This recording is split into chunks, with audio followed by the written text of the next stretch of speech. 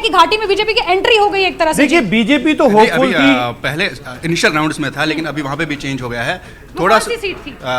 BJP का जम्मू कश्मीर में जो थी, एक तो लाल चौक पे और गुरेज में थोड़ा सा चांस लग रहा था, लेकिन अभी दोनों वहां पे चेंज हो गया, दोनों जगह एनसी आगे है। बिल्कुल, लाल चौक का जिक्र किया जा रहा था, वहां पर भी जिस तरह से इंजीनियर मैदान में थे, इंजीनियर एजाज मैदान में थे और डीडीसी मेंबर थे तेजिंदर, आपने बिल्कुल सही बात कही कि लाल चौक एक ऐसी सीट थी जहां से इंजीनियर एजाज को मैदान में उतारा था, तो ये माना जा रहा था कि वहां लाल चौक को बीजेपी कहीं ना कहीं हथियाने में या वहां पर काबिज होने में सफल हो सकती है, लेकिन वो इनिशियल राउंड्स में नजर आ रहा था। लेकिन अब फिर से कश्मीर घाटी में बीजेपी एक भी सीट जीतती हुई नजर नहीं आ रही है।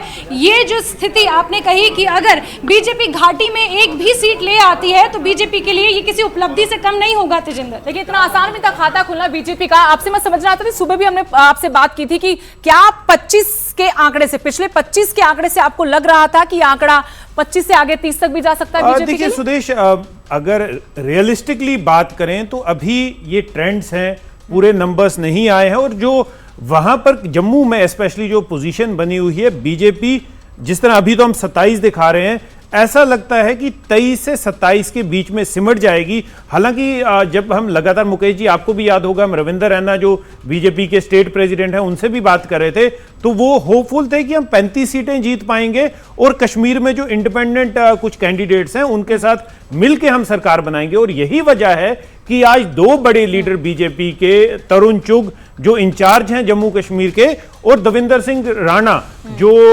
बीजेपी में अभी शामिल हुए हैं, इससे पहले नेशनल कॉन्फ्रेंस में थे और उमर अब्दुल्ला के काफी क्लोज माने जा रहे थे, आज उन्हें श्रीनगर भेजा गया। देखिए देवेंद्र राणा खुद नगरोटा सीट से इलेक्शन लड़ रहे हैं, लेकिन वो अपने रिजल्ट का वेट नहीं कर रहे हैं, उन्हें कश्मीर भेजा गया है कुछ ऐसी पार्टियों से बातचीत करने के लिए, क्योंकि बीजेपी अभी, अब बेशक जो ट्रेंड दिखा रहा है कि बीजेपी 30 से नीचे सिमट जाएगी, लेकिन बीजेपी ने अभी हार नहीं मानी है। 5 सीटें उन्हें पता है कि जो नॉमिनेट होंगी वो बीजेपी के खाते में आएंगी। वो कोशिश ये एक फैक्टर, बहुत बड़ा फैक्टर है कि जो एलजी वहां पे नॉमिनेट करेंगे 5 कैंडिडेट को, वो कहां कैसे बीजेपी यूज करती, तभी रवानगी उनकी हमने देखा कि श्रीनगर में रवानगी हुई, तो उम्मीदें हैं बीजेपी को भी। देखिए 5 सीटें जो नॉमिनेट की जाएंगी, अगर वो बेशक वो लोग बीजेपी के मेंबर्स ना भी हो, लेकिन वो जो नॉमिनेशन प्रोसेस है वो बीजेपी की वजह से उन्हें सीटें मिली है। देखिए 2 कश्मीरी पंडित होंगे जिन्हें नॉमिनेट किया जाएगा, 2 फीमेल को नॉमिनेट किया जाएगा और 1 पाकिस्तान ऑक्यूपाइड कश्मीर के जो रेफ्यूजी हैं उन्हें नॉमिनेट किया जाएगा। तो लेकिन इसके पीछे जितना भी जोर लगा कि इन 5 सीटों के लिए नॉमिनेशन की जो पूरी प्रोसेस थी उसकी जिम्मेदार बीजेपी थी। बीजेपी सरकार जब सेंटर में है तो उन्होंने ही, जब जम्मू कश्मीर का रीऑर्गेनाइजेशन एक्ट पास हुआ, ये 5 सीटें मुकर्रर की, 5 नॉमिनेटेड सीटें, तो ये वोट जो है बीजेपी के खाते में ही जाएगा। जी, अब हरियाणा की बात कर लेते हैं। हरियाणा, माफ कीजिएगा, इसको लेकर काफी जो है वो विरोध भी हो रहा है कि जब धारा 370 वहां से हटा दी गई तो ये जो नॉमिनेशन वाला जो प्रोसेस है ये अब क्यों? देखिए ये जो नॉमिनेशन का प्रोसेस है ये धारा 370 हटाने के बाद ही ये सीटें डिक्लेयर की गई थी, क्योंकि ये वो लोग हैं जिनकी असेंबली में से नहीं होती थी। कश्मीरी पंडित कश्मीर से अपने घर बार छोड़ के 30-35 साल से रिफ्यूजी की जिंदगी जी रहे हैं, तो उन्हें असेंबली में पूरा जो उनकी आवाज वहां कोई सुनने वाला नहीं था। महिलाओं की जम्मू कश्मीर में रिप्रेजेंटेशन जो है बहुत कम रही है। बहुत दिलचस्प जानकारी हम तक पहुंच रही है। लाडवा विधानसभा हरियाणा से जहां कार्यवाहक मुख्यमंत्री नायब सिंह सैनी इस बार चुनाव लड़ रहे हैं, 5500 वोटों से लीड कर रहे हैं, आगे हैं कांग्रेस के मेवा सिंह से। कांग्रेस की तरफ से लगातार ये दावे किए गए कि मेवा सिंह अयोध्या के जैसे परचम लहराएंगे, यहां पर पटखनी देंगे, लेकिन फिलहाल जो रुझान है, करीब 5 राउंड की काउंटिंग हो चुकी है। नायब सिंह सैनी 5500 वोटों से मेवा सिंह से, कांग्रेस के उम्मीदवार से आगे चल रहे हैं।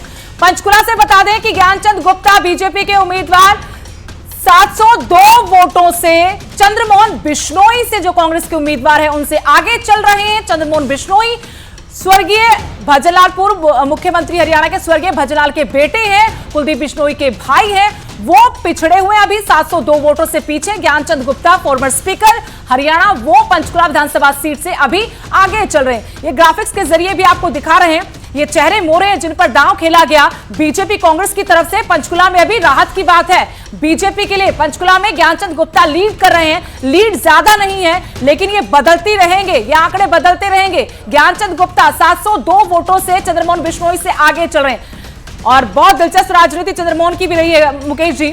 चांद मोहम्मद बन गए थे और अनिल विज अंबाला कैंट से पीछे चित्रा सरवारा, त्रिकोणीय मुकाबला है। चित्रा सरवारा निर्दलीय उम्मीदवार बहुत जोर गर्मजोशी के साथ चुनाव लड़ती हुई नजर आई थी, धुआंधार चुनाव प्रचार किया था, खूब पसीना बहाया।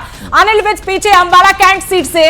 अगर ये बहुत देर तक रहता है तो फिर यहां पर मुश्किलें हैं अनिल विज के लिए। कद्दावर नेता है, बड़ा चेहरा अनिल विज, लेकिन चित्रा सरवारा पिछले 5 साल से लगातार मेहनत कर रही थी। यहां पर उम्मीद थी कांग्रेस टिकट देगी, आम आदमी पार्टी में चित्रा सरवारा गई, लेकिन उसके बाद घर वापसी हुई पिता के साथ कांग्रेस में। टिकट भले ना दिया हो लेकिन जो जमीन तैयार की थी, क्या ये उसी का फल है?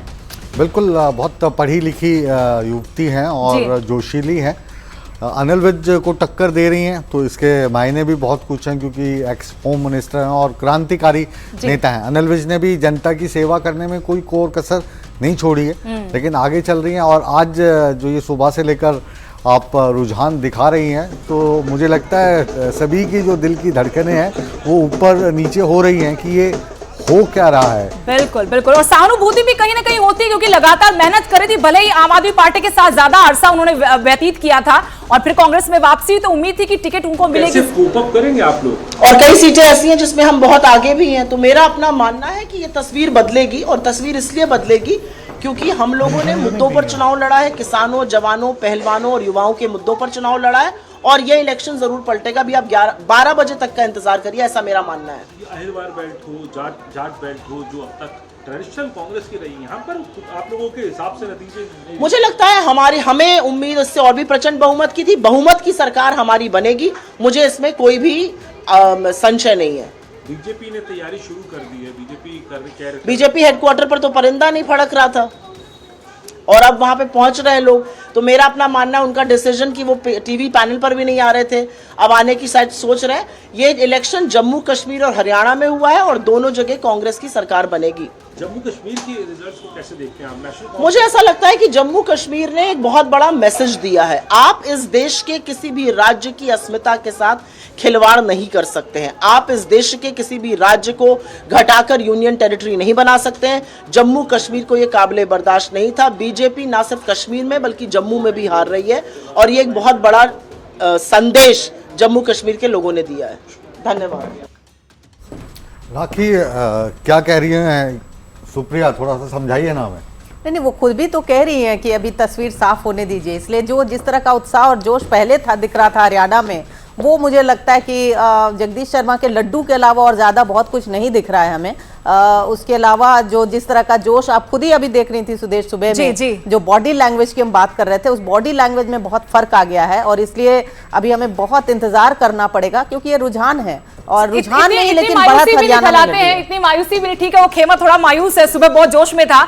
2 राहत की खबरें हालांकि आई हैं, और वो खबर है पहली कलाय से, जहां विकास सहारण है, जयप्रकाश के बेटे हैं, पूर्व केंद्रीय मंत्री, पेट्रोलियम मंत्री और वर्तमान में हिसार से लोकसभा सांसद कांग्रेस के जयप्रकाश, उनके बेटे विकास सहारण अभी रुझानों में आगे चल रहे हैं। यहां बहुकोणीय मुकाबला, बड़े बड़े दिग्गज कलायत विधानसभा सीट पर इस पर उतारे गए हैं। रामपाल माजरा है एनएलडी की तरफ से, बीएसपी की तरफ से, और कांग्रेस की तरफ से विकास सहारण। बिना टिकट मिले नॉमिनेशन उनके पिता ने करवा दिया, जिस पर विवाद भी हुआ। उसके अलावा अनुराग ढांडा है आम आदमी पार्टी से। तो आम आदमी पार्टी के बड़े चेहरे 2 ही हैं, सुशील गुप्ता या तो अनुराग ढांडा, जिनमें से एक चुनाव लड़ रहे कलाय से अनुराग ढांडा। दूसरी तरफ उनका मुकाबला कमलेश ढांडा के साथ है, जो तो आपको बता दें कमलेश ढांडा जो कैबिनेट राज्य मंत्री भी रही, तो वो उनके साथ मुकाबला है। लेकिन यहां पर अगर हम आपको बताएं कि बहुत दिलचस्प हो गया था मुकाबला। क्यों? एक बयान आया था विकास सहारण के पिता जयप्रकाश का, उसको लेकर ढुल खाप बैठी थी, नाराजगी थी, लेकिन वो नाराजगी क्या कांग्रेस की हवा के साथ बह जाएगी, इस पर नजरें हैं। आपको बता दें कि रघुवीर काद्यान भी आगे चल रहे हैं, कांग्रेस के सिटिंग एमएलए हैं, भूपेंद्र सिंह हुड्डा के करीबी हैं भव्य बिश्नोई परिवार की क्या यहां प्रतिष्ठा बच पाएगी? क्योंकि चंद्र प्रकाश पूर्व आईएएस अधिकारी कांग्रेस के उम्मीदवार हैं, और अगर यहां से हार हुई है कभी इस सीट पर बिश्नोई परिवार की, तो पूर्व आईएएस अधिकारी नहीं, भव्य बिश्नोई के दादा भजनलाल को हराया था। चित्रा सरवारा अंबाला कैंट से आगे चल रही हैं, निर्दलीय हैं। अगर यहां यही रिजल्ट रहता है तो धमाका होगा।